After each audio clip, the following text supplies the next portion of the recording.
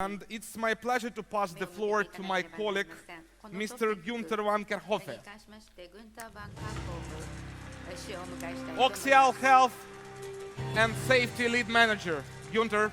Gunther Van Kerckhove 氏はOCSiAl の HS&E マネージャーです。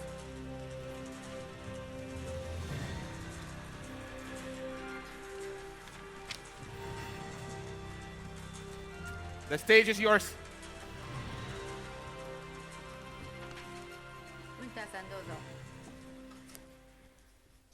It's good that there's a lot of light. I don't see the audience or the details from the audience. But I'm very honored to be here to have such an audience, such a large audience that so-called is interested in that topic. A very boring topic, but that's not true because I'm going to overwhelm you. I'm going to spoil you with some nice, useful, clear details that involves the achievements of the last years, and with the focus also from this year. I will give you some an overview of the new challenges that we have in mind for coming year. So anyway, I will try to entertain you. 意図としては皆さんをエンターテインできればと思っています。Do I use the good part? No? Ah, yes. 出ました。Just to give a short introduction, 紹介をさせていただきたいと思 I い need ま to す。 say our TUBALL production that's based in Novosibirsk. 製造 I can proudly present you that we already are certified for 3 different types of certificates for quality, safety and environment. So this is yearly being improved. We always get audits not only internally but also from customers that give us much more feedback how to get this more perfect. And eventually we have to yearly update this certification audit. And that's by my colleague who is also located here in the audience, Anastasia.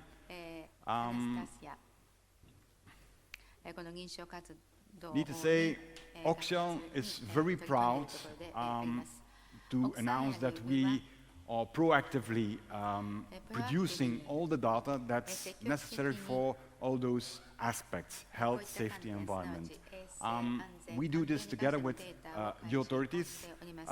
They will more require or oblige us things to do, of course, but we are quite open and very transparent, especially on that field. We have a very good, nice relationship with different laboratories worldwide, and we are involved in different associations, industrial associations, that are located for the moment only in Europe, but we like to improve this. And of course, we have also the honor to say that we always like to be involved in different European funded projects. And if there any chance to reach a platform from that level in other parts of the world, we will be very honored to do this.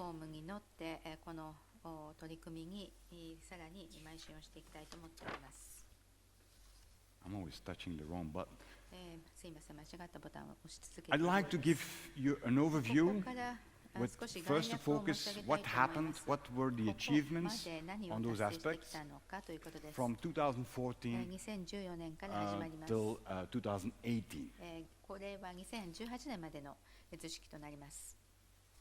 Before I was joining the company, because I joined in June 2016, we already accomplished to be notified in Europe for the CLP.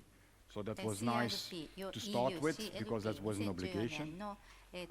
And at the end, when I joined, the first task that I get, that was that we had to be registered on the nano registers of France and Belgium. フランス、 It's ベル quite ギ a, ーで a の huge この声を聞いてい bookkeeping, ます。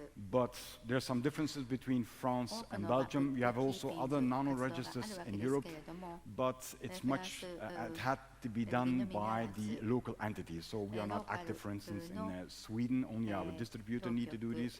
Also in Denmark, it's growing, but I don't think it will ever go to a European general nano register.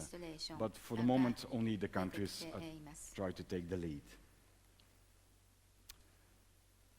Eventually, the first milestone, September 2016, we reached our goal that we were REACH registered in Europe for our substance, with a tonnage ban up to 10 tons. So that was a very nice milestone and very high need to get an acceptance to continue in Europe. ROHS. This is a compliance that you need to be when you are involved in the electrical devices. All those manufacturers, suppliers from every chemical company who needs to supply to this type of industry, they need to be ROHS compliant. So that was also when there was an application or possibility to have this done. In that type of industry, you had to be compliant. So what I do yearly for the company, that we check the ROHS compliance, and I always use the support of Intertek, mostly for almost everything. Yearly I check our tubal substance, and also do this for the different type of tubal matrix products. The EDP. This is more the carbon footprint that was requested by different customers, and I had this analyzed and reported, calculated by Intertek. And I could probably, with some comparison, could probably figure out, discover that the results were very low, very nice to have and to use to our customers. Unfortunately, we can say we can brag with these kind of reports. This was, sorry I did not mention this, but this is also a second milestone. Why? Because I didn't do this because we will have much more coming up in that direction. I always tell this, nano safety testing is quite useful, and it's requested by different customers, not by authorities, but authorities like to have this. So that's why we are quite transparent, and we like to share this with the authorities. I mean then ECHA, but also with the US government, EPA, they like to see these things, of course. And the first nano safety testing give a clear picture. Is there any possibility that a nanotube, our TUBALL, could be released in the environment during mechanical treatment, different kinds of mechanical treatment. You saw this also from Lufthansa. It was quite new, and it was going in the same direction. Well, we knew it already in April 2017 that it was nicely reported, and these reports with the necessary disclaimers was also shared by customers in the US, for instance.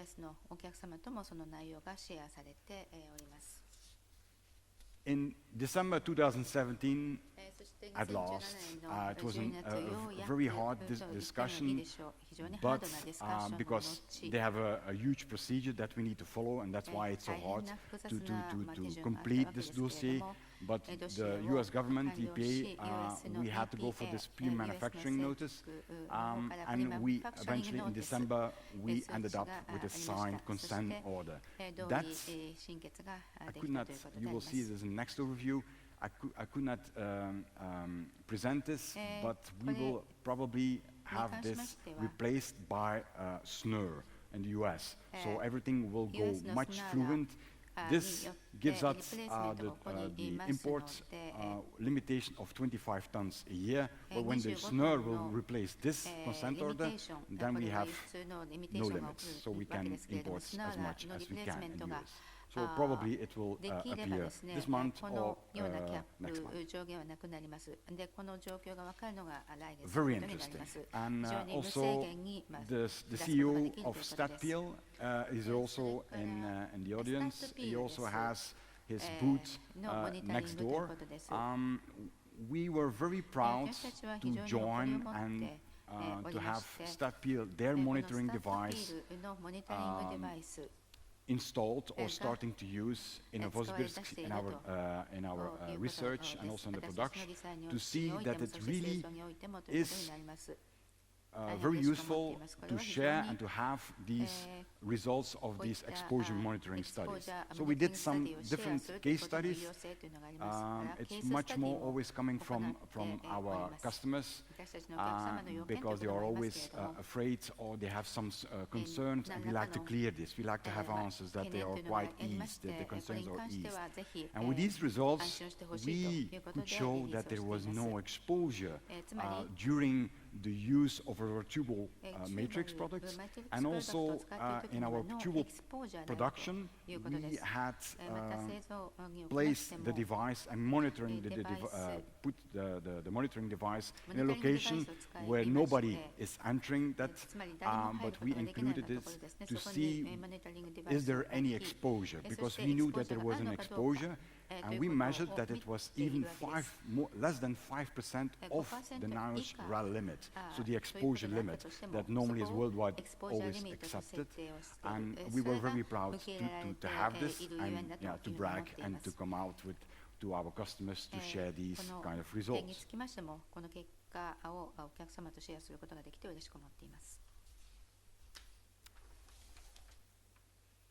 One other milestone, that is the dustiness study that we had to do for the US government. The US government obliged us to have this dustiness test done according the method that was designed and would be used as a standard in Europe. But that was just the beginning stage, and we were a little bit forced to have this done, incorporated by the designer itself. So we choose CEA in France, where also the PhD student who was also completely part of it, of this complete design of that dustiness. So we were the first one officially to come out with the dustiness test results. And we were very revealed that the results were very positive, that it was a very low dustiness. And they were also surprised because they also had some measurements collected by almost similar methods. That was just in the early stage, a few years back, by University or the Federal Institute in Denmark. And we compared these results, and we could position ourselves towards other reference materials from different multi-walls, but also single wall. And we had a huge difference. It was much lower, the dustiness test result, than the other reference material. And at the end, last year, I was proudly to say we published the safe use handling guideline of TUBALL, just to inform what kind of precautions that our customers need to take when you use TUBALL, not to overwhelm them with too much, not to create more concerns, but just to make sure when you take care of those precautions, there's nothing going to happen. And you are quite sure that all the employees are dealing, using and handling TUBALL itself, I'm talking about substance, would have no issue when the precautions would be respected. So that was for before 2019. What do I have to say? What was the strategy plan for 2019? Yes, it's appearing. In March 2019, and it was also the support of my colleagues Vladimir and Alexander, that we accomplished this, that we, as a first, for a single wall and also for a CNT producer from this kind, from our volume, that we could implement a stationary and personal exposure monitoring system coming from StatPeel, so that we always show not only our employees who are dealing with this daily, but also to our customers that would visit our facility in Novosibirsk, that they say we do care, we monitor this, we have this under control. So eventually this is the daily control that is under the lead of Alexander and Vladimir. This was connected to each other because when you have this implemented and you like to use this as a reference that would be accepted by the authorities, Russia had to approve this. Russia had to certify this. So we could accomplish, it took a while, because there's also a long procedure that our authorities, we need to respect those procedures, and successfully we ended up in April this year with the necessary certificates that we are allowed to use this as a reference, as a monitoring device. And with this kind of publication, we could now come towards other authorities to show this is ongoing, and it's very, very reliable, because this is the only monitoring device. When it needs to be captured, when it needs to be monitored, this is the only monitoring device at the moment that's capable to do this. So eventually we are quite pleased to have this in our production facility in Novosibirsk. Pre-registration. This was a must before the deadline. I think it was the end of June this year. A pre-registration had to be done for K-REACH. So that was also a milestone. We use the existing substance. We like to improve this. We go to another level when regulations will go to much more focus to nanomaterials, but that's not the case for the moment. There's always a defect, milestone, but definitely the person who is going to have the speech after me, that's Dr. Lan Mahok from BASF, from the toxicity facility in Germany. Why did I include this? Because normally this 90 days toxicity study by inhalation takes 1.5 years at least. So it started last year. We had some difficulties because, difficulties in the sense of, is the method very useful for a nanomaterial itself. And for our TUBALL nanotube, it was very extraordinary. Also for Dr. Lan Mahok, she will explain this much more in detail. We were doing the technical trials in the beginning just to make it respirable. What did we discover? So I'm going to say it very simple. We discovered that it is not possible to make our nanotube respirable. So when you can't make it respirable, you can't have even talk about an toxicity inhalation study. So we could not have this kind of exposure and ended up in a toxicity that we have some specific toxicity level to show to our customers, to the authorities. So eventually now this report that we received from BASF is quite professional, all in detail, even from this technical trial. We just had this submitted, we just wait until the reply from the authorities, but according our lawyers, they told us already there would be a nice chance that they will see this as a waiver, but we just need to see how would they comment to this and how would they ask us to do other little things to share and to conduct. So that's why I just placed 2016 now in last month. We finished the project that was just a launch to be involved in a European funded project. In this case, it named EC for Safe Nano. I always thought we would have much more benefits, use of these results, but it was much more for this platform to have industry involved to supply for the necessary products, and it was much more about the tools that are available on the market to measure and to see how the risk assessments can be done. But I can tell you, I will have this finished this year, but this year we will also be involved in another European funded project, and that would be much more, the outcome would be much more useful for our company, because there will be a risk assessment done physically. So we can be involved, and these results will be very nice to have and also to share with our customers. So this is where it ends, what the results were until now for 2019. What I expect to finish this year is, first of all, when I touch the button, good. Yes. I normally had to have this already last month, but yeah, you know, the reality is always delay with some little things that need to be done.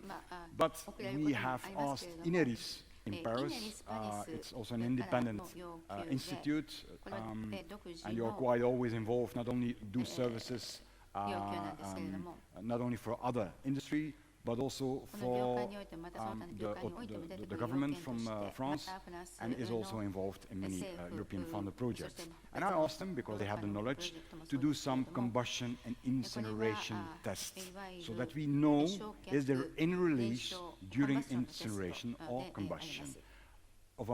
According the literature, we will make a difference, but I can't officially now declare anything, but I know already the first preliminary results from them, and they were quite positive.